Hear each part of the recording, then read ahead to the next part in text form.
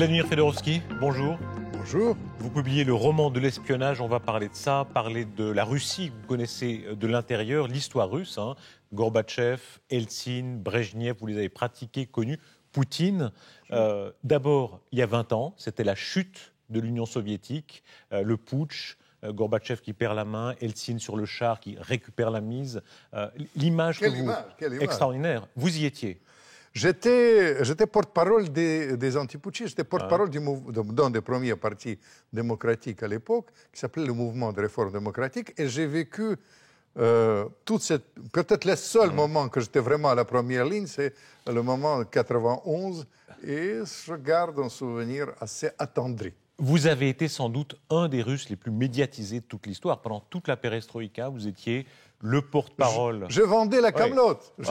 Je te vendais la camelote. Toutes les chaînes faisaient appel à vous. Vous étiez tous les 2 jours. Mais maintenant, je vais vous dire, le paradoxe est tel que maintenant, quand même, tous les protagonistes, ils me reprochent presque ça, que j'ai survendu leur camelote. Je me souviens, la première fois, je parle avec les journalistes occidentaux, et il y a un directeur d'un grand journal, Nouvel Observateur, pour ne pas le nommer, qui dit: est-ce que Fedorovski, vous rendez compte, vous vendez du vent?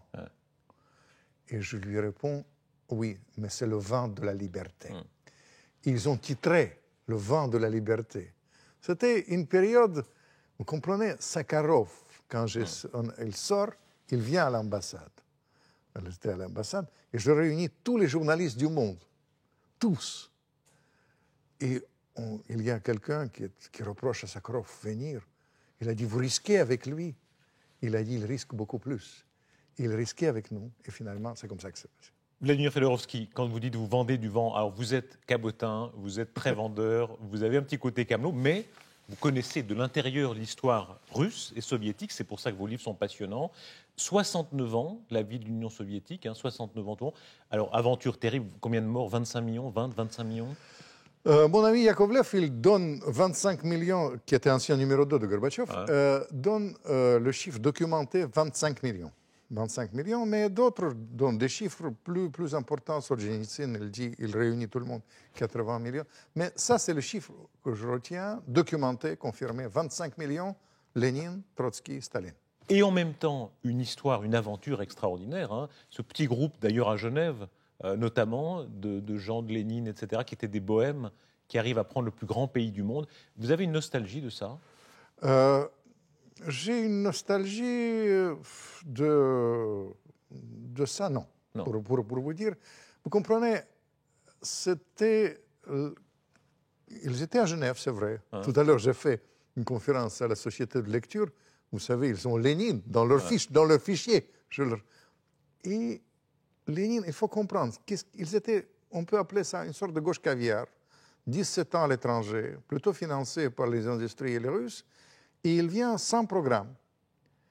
Mais le résultat, 25 millions de morts. 25 millions de morts. Les nostalgiques, vous ne les comprenez pas. On voit sur Internet maintenant, il y a beaucoup de ces vidéos de l'Union soviétique avec des musiques entraînantes. Bon, la victoire contre les nazis, quand même.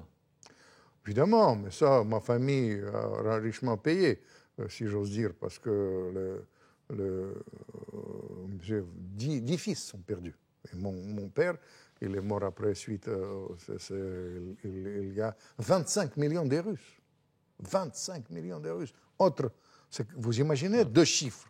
25 millions de cela. Mais ça, c'est un vrai débat d'idées. Mais la majorité des Russes, ils regrettent aujourd'hui l'Union soviétique. Mais la majorité, 80%, aussi ne regrette pas la même proportion. Ne regrette pas le communisme. Côté schizophrène que j'aime en russe, côté Dostoïevski. On reparlera tout à l'heure de l'âme russe, vous écrivez à ce sujet.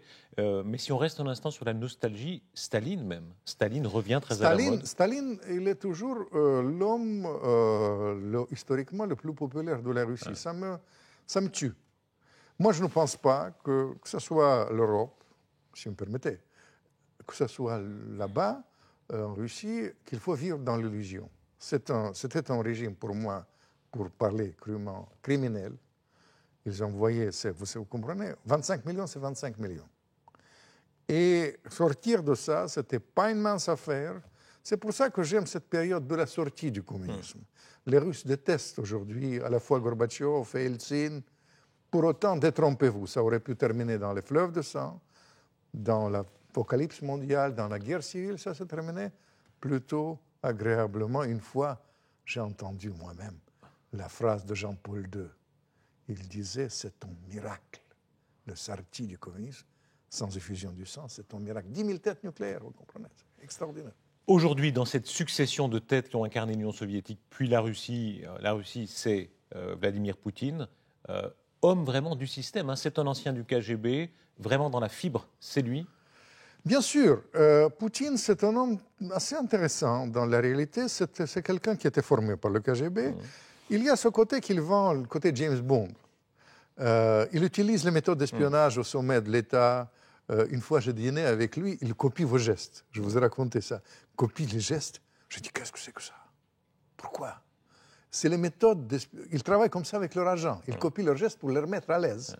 Et finalement, il utilise ça pour des choses beaucoup plus sérieuses. Il verrouille le système. La presse est verrouillée. Il manipule le code mental de la Russie. Il est populaire en Russie, n'est-ce pas? Énormément.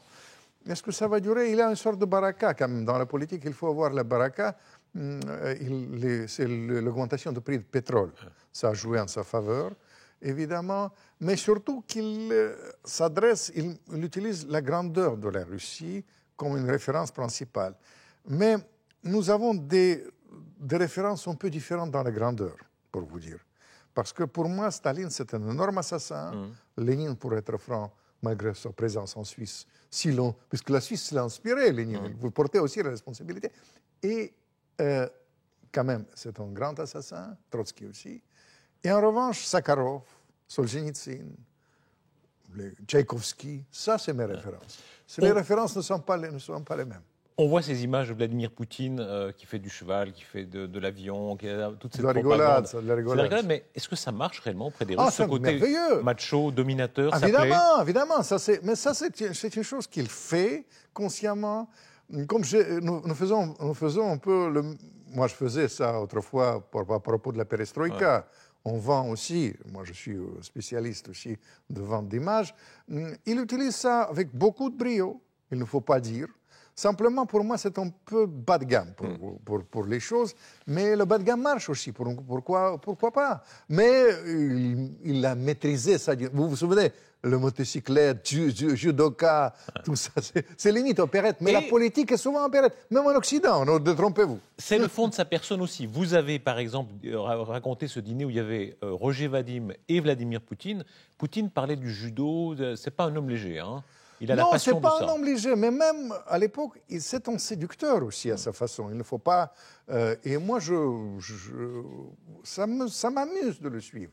Ce n'est pas quelqu'un qui est comme écrivain. Pour moi, c'est amusant. Je raconte souvent Poutine, James Bond, Poutine plus tard à Saint-Pétersbourg, quand je l'ai connu. Il était à sa façon intéressant. Mon problème par rapport à ça, il y en a deux sérieux. Il y a un problème d'utilisation de la manne pétrolière, parce que ça essuie, et puis les choix géopolitiques. Moi, je ne vous cache pas que je suis très inquiet sur la situation, à propos de la situation de l'Europe. Je pense que la Russie doit être rimée à l'Europe. Et il y a une chose qui est réelle, et là, il utilise ça. Le pétrole, le gaz doit servir la base pour le rapprochement avec l'Europe. En revanche, il joue sur tous les tableaux, parfois sur de la bonne guerre, parfois ça m'inquiète, mais il joue parfois les Chinois. Et les Chinois, il y a une très grande disproportion. 8 millions de Russes d'un côté et des centaines de millions de Chinois, y compris les Chinois clandestins de l'autre. Je parle de la Sibérie et je prédis une grande tension dans l'avenir de ce côté-là. Je pense que nous avons les mêmes dangers, les mêmes défis, les Européennes et la Russie, et il vaut mieux qu'on travaille ensemble. Dans la longue série des dirigeants soviétiques russes, alors il y a ceux que vous avez connus, on va en reparler, et puis il y a ceux que vous avez connus sans les connaître. Staline, il y a cette scène extraordinaire, comme personnage de l'administration soviétique, vous avez fait visiter la bibliothèque de Staline à Saddam Hussein. Ah, mais quand j'étais jeune diplomate, vous savez, j'étais interprète du Kremlin de la langue arabe de Brejnev. Et Saddam Hussein, avant qu'il arrive au pouvoir, parce que quand ils sont au pouvoir, ils sont moins accessibles. En fait, il a préparé, à mon sens, avec les Soviétiques, son coup d'État. Il admirait Staline, hein, c'était un modèle Il se pour lui. prenait plus que ça, il se prenait pour leur incarnation. Ouais. Il a demandé aux Soviétiques de visiter plutôt la bibliothèque, la Dacha de Staline. Il a regardé ça et ça m'a donné une impression bizarre que en fait, j'utilise un peu ça, quand Staline il a ce côté irrationnel, illuminé, un peu Raspoutine. On entre dans le cerveau de quelqu'un quand on visite sa bibliothèque. Bibliothèque. Je vais vous dire, je regarde les livres. Les livres marxistes, quasi, ils sont intacts. Beaucoup de livres d'histoire. Je regarde, il y a un livre biographie de Ivan le Terrible. Il écrit « Quel professeur ?» Il donne la date. C'était, je crois, 30 octobre 41. Hitler était 6 km du Kremlin. Staline lit Ivan le Terrible, quel professeur. Et pendant la guerre, il va citer ses grands maîtres russes. Ses grands maîtres, évidemment, grands maîtres. Après, il prononce. Mais Poutine, par rapport à ça, bien sûr, c'est dans la même filière, mais quand même. Regardez Staline. Il reçoit une information. Quand Hitler était à 6 km du Kremlin, il a reçu, je raconte ça dans le livre, dans son espion, peut-être le plus grand espion du XXe siècle, Sorge. L'information capitale.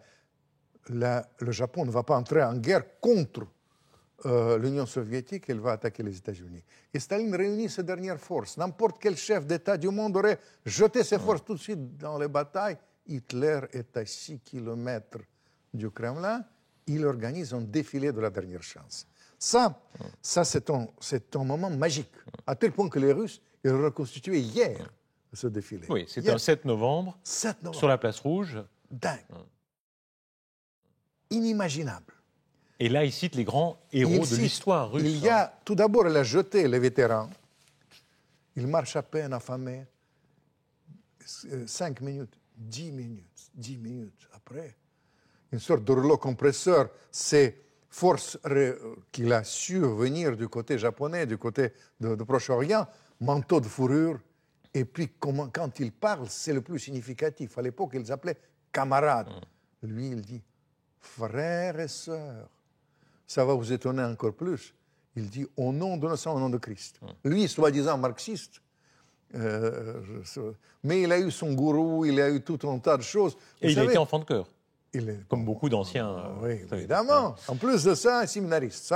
C'est vous qui êtes espion. Je vous dis qu'on vous connaissait tout. Vladimir Fedorovski, autre moment fascinant de votre carrière, c'est quand vous êtes interprète de Brejnev. Oui, bien sûr. Là, vous êtes vraiment au cœur du système. Hein. C'est vraiment le patron de l'Union soviétique au moment de sa plus grande puissance. Oui. Il était comment, Brejnev? Non, Brejnev, politiquement, il était nocif. Moi, je suis adversaire du système Brejnev. Humainement, c'est un charmeur comme vous n'avez jamais eu. Chaleureux. Chaleureux. Il n'a jamais oublié, franchement, aucun de ses maîtresses. Et pour entrer dans le détail, il a joué un certain rôle dans ma carrière. Parce que quand il est devenu gâteux, j'ai osé, je n'étais pas dans la nomenclature, j'ai osé demander un poste inaccessible d'attaché culturel à Paris. Et c'est un poste qui fait fantasmer le monde entier. J'ai connu Dali, Picasso, les égéries, tout ce que vous voulez, Aragon, tous ces gens-là. Ça, c'est votre côté aventurier, hein, parce qu'alors, vous profitez de l'occasion, vous l'attrapez. Vous savez peut-être que ça, mais il y a un côté chance aussi. Chance. Il ne faut pas, c'est-à-dire chance vous se présente, j'ai saisi la chance. Mais surtout, j'ai saisi la chance de ma vie, la vérité. C'était peut-être rencontre avec Yakovlev. Parce que, vous savez, tout le monde parle que j'étais proche de Gorbatchev, pas du tout. J'étais réellement proche de Yakovlev, qui était... Son conseiller le plus progressiste. Hein. Le plus progressiste, c'est l'aile... Shevardnadze aussi, on peut dire que j'étais proche de Shevardnadze, ministre des Affaires étrangères, c'était l'aile radicale. Nous avons compris qu'il faut sortir de ce système. Vous savez ce que Yakovlev m'a dit? On va prendre le Kremlin au nom de la liberté. Vous comprenez? C'est extraordinaire. Vous avez trop vite en besogne. Brejnev, quand même, interprète au cœur de l'histoire comme ça. Sûr. Donc vous lui traduisez. Il est déjà très âgé. Hein. Il est sourd. Il est sourd. Le truc était simple. Ouais. Il était sourd. Et moi, j'ai crié. Déjà, vous connaissez avec mon accent, je suis émotif. Et je vous raconte ça d'une manière émotive. Il vous aimait bien à cause de ça, il vous entendait bien. Il attendait bien, évidemment, il était très content. Parce que c'était pas... Non, mais je les ai tous connus, Kadhafi, tout le reste. On a tous des souvenirs de ces dignitaires soviétiques qui étaient des vieillards. Hein. Ils sont tous sur le balcon du Kremlin, du mausolée de Lénine, à part Gorbatchev, qui était le premier mobile normal. Hein. Bien sûr. Mais ils étaient si vieux que ça, si décatis. Non, quand j'ai connu Brejnev, il n'était pas si vieux que ça.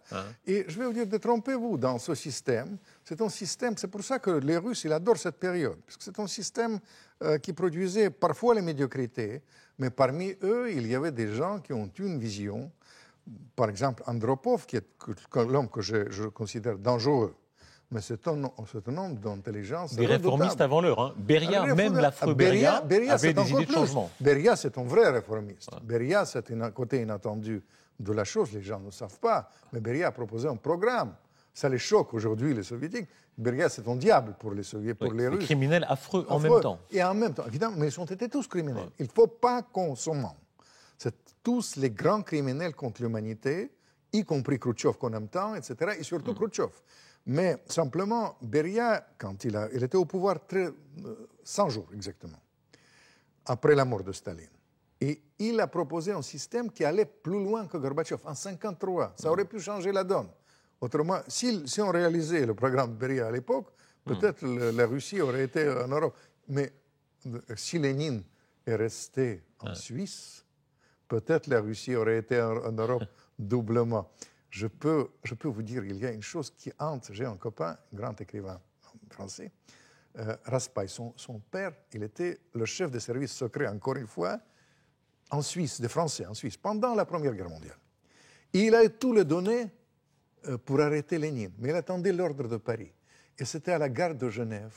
Il voit le wagon plombé partir en 1917 là-bas pour faire l'Union soviétique. Et il a dit, est-ce que je transgresse l'ordre? Il n'a pas transgressé l'ordre et toute sa vie, il voit Lénine le saluer. Il a dit, c'était une grande souffrance de ma vie. On aurait pu éviter ça. Mais finalement, on a eu un autre miracle avec Gorbatchev et Eltsine. Dans ce monde des dignitaires soviétiques, sur la faim, la vieillesse, l'alcool, ce n'est pas une légende, ça jouait un rôle important. L'alcool a joué un rôle important à propos de Brejnev, qui n'était pas un buveur, mais quand il est devenu vraiment gâteux, il y avait une sorte de maîtresse autour de lui qui lui refilait les somnifères avec l'alcool, et ça l'a fait dégrader de la santé. Eltsine, il était porté sur la bouteille, j'ose dire, à long.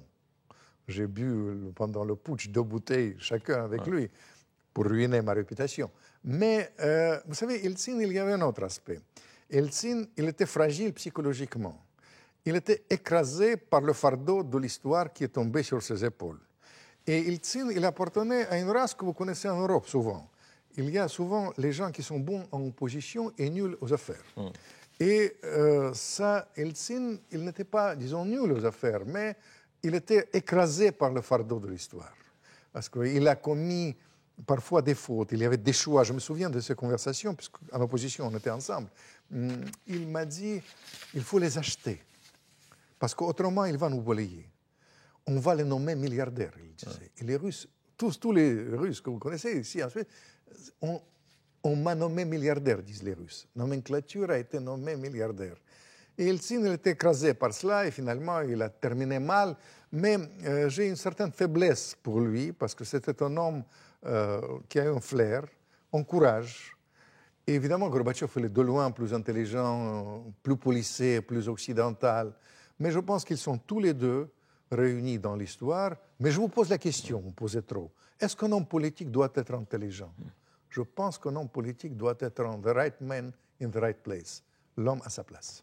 2012, année d'élection russe, le monde entier suivra ça. Vladimir Poutine, ça, très bien ça, vous exagérez. Non, Vladimir Poutine. Tout est joué à l'avance. Évidemment, il passera. Évidemment, il reste le plus populaire. Mais je vais vous dire, ce qui m'inquiète, que ce verrouillage du système politique, c'est un verrouillage dangereux. Parce que la classe moyenne, heureusement pour les Russes, est en train de naître. Et la classe moyenne n'a pas son expression politique, comme tout est verrouillé. On les voit, pardonnez-moi, dans le monde entier. On les voit en Suisse, en Valais, prenant leurs vacances, etc. Quels acheteurs extraordinaires à Genève. Mais c'est très bon signe pour leur démocratie développée. Hein. Sans parler des gens interminables, des Russes qui viennent, des petites Russes qui viennent. Aussi, c'est un bon signe. C'est la preuve qu'il y a une vraie affinité. Affinité qui existe entre les Russes et l'Europe. Et si on me permettait de rappeler cette fois-ci pas Lénine, mais Tolstoï, il y a une vraie affinité et un grand envoûtement des Russes pour les Suisses. Nabokov, ce n'est pas par hasard qu'il a vécu ici. L'âme russe Ça Oui. fait partie de vos personnages Oui, bien de sûr, romans et évidemment. d'études. Au fond, vous dites, les grands dignitaires soviétiques, vous les avez pratiqués, mais ce n'est pas ceux qui vous plaisent, évidemment. Hein. C'est les grands Évidemment, poètes. bien sûr, bien sûr, bien sûr, bien C'est quoi sûr. le plus beau vers en russe? Oh, les plus beaux vers, il y en a plein. Ces derniers chants, Pouchkine, c'est merveilleux. Bloch, vous ne connaissez pas, mais il y a un merveilleux poète du début du siècle, Alexandre Bloch. Quand je travaillais beaucoup sur le début du siècle avec Raspoutine, je l'ai lu. Il y a les choses extraordinaires. Raspoutine, vous avez prononcé son nom. Alors, il sera très à la mode. Il y a beaucoup de films, beaucoup Oui, d'événements Depardieu, culturels Reynaud, autour de lui. Et je sors le dossier Dans de les mois qui Raspoutine. viennent. Alors, il a une sorte de légende. Alors, la taille de son sexe fait partie des éléments de la légende. Quand on va sur Internet, c'est ça qui est le plus souvent référencé. Bouvard m'a proposé même changer le titre. Ouais. Le roman de Raspoutine, il dit 30 cm de Raspoutine. Mais Raspoutine, je au-delà de ça, réhabilite. c'est le pouvoir de fascination, c'est la mystique, c'est la force mystique de cet Bien homme. sûr, fascination. Mais vous savez, j'étais quand même vieux diplomate. Je peux vous dire, diplomatiquement, il a eu raison. Ah. Il a dit, il ne faut pas participer à la guerre. Autrement, la Russie, c'est la révolution. Il a poussé les réformateurs à la première ligne. Il a soigné plein de gens, pas seulement Tsarevitch. Il a prédit plein de choses, côté prédicateur aussi. Alors, je voudrais surtout qu'il n'a jamais tué. Et les gens qui l'ont tué, tout d'abord, ils ont eu tort. Et d'autre part, les gens qui ont créé sa légende noire, ces bolcheviks, ils ont tué 25 millions. Alors, relativisons un peu. Je réhabilite cette fois-ci Raspoutine. Mais pour moi, c'est une réhabilitation. Vous savez, c'est plein de deuxième degré. Je fais des clins d'œil. Clin d'œil par rapport au rôle des intellectuels aujourd'hui. Parce que vous savez que la révolution russe, c'est une création des intellectuels. Lénine et la compagnie, c'était 1000 personnes. Et les intellectuels ont été complices, ont été premiers tués, vivre dans l'illusion, ne pas vivre d'illusion comme l'Europe aujourd'hui. Et bref, mais en dehors de ça, quand même, soyons très clairs, avec ce que vous avez évoqué, Raspoutine était peut-être le plus grand coup du XXe siècle. Vladimir Fedorovski, pour conclure, l'âme russe, alors il y a tous les poncifs en général, sentimentaux, passant du rire aux larmes, grand buveur. Bien sûr. Poète. Tout ça est vrai. Nostalgique. En partie vrai, en partie vrai, en partie faux, parce que le Russe d'aujourd'hui travaille beaucoup plus que l'homme occidental. Il ne connaît pas 35 heures, les Russes travaillent comme des dingues. Et tout ça, mais en même temps, il y a ce côté poétique. Les théâtres sont remplis. J'ai vu Fomenko ici, extraordinaire. Les gens de théâtre qui viennent en Suisse. Tout ça, ça compte. Pour moi, les musiciens. Alors, c'est l'ensemble des choses, mais sérieusement parlant, la géographie, les nuits sont longues, d'où vient la littérature, la poésie et l'amour. Et puis, les climats rudes, trop rudes, les espaces énormes. Tout ça, ça crée la magie qu'on peut appeler l'âme russe, l'âme slave, comme vous voulez. Vladimir Fedorovski, merci. On vous lira Le roman de l'espionnage aux éditions du Rocher. Merci beaucoup. Merci.